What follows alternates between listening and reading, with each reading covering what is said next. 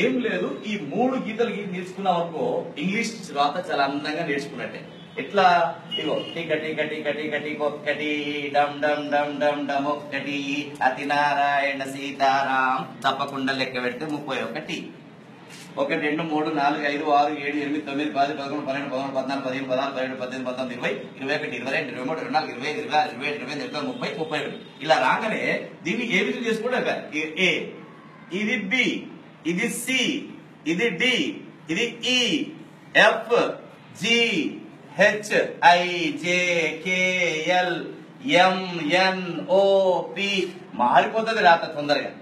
ఏ ఒక్కటి బాగా నేర్చుకున్నాం అనుకోండి, ఏ చాలా చిక్కుడు గింజ ఆకారంలో నేర్చుకోవాలి.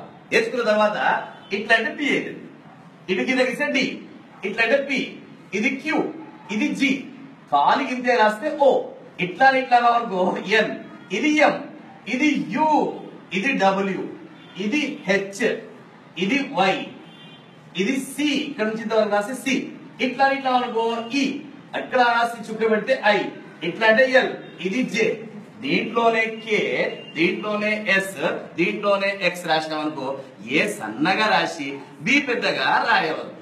ఏ ఎంత రాస్తామో బి కూడా అంతే రాస్తే బాగుంటుంది. ఇది గుర్తుపెట్టుకోవాలి. పైన 7 1 2 3 4 5 6 7, కింద 6 1 2 3 4 5 6, పైన 7 కింద 6, మధ్యలో 21 1 2 3 4 5 6 7 8 9 10 11 12 13 14 15 16 17 18 19 20 21.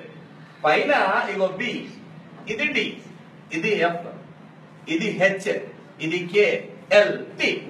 బిడిఎఫ్ హెచ్కే అంటే పై 2 డబ్బాలలో రాయాలి.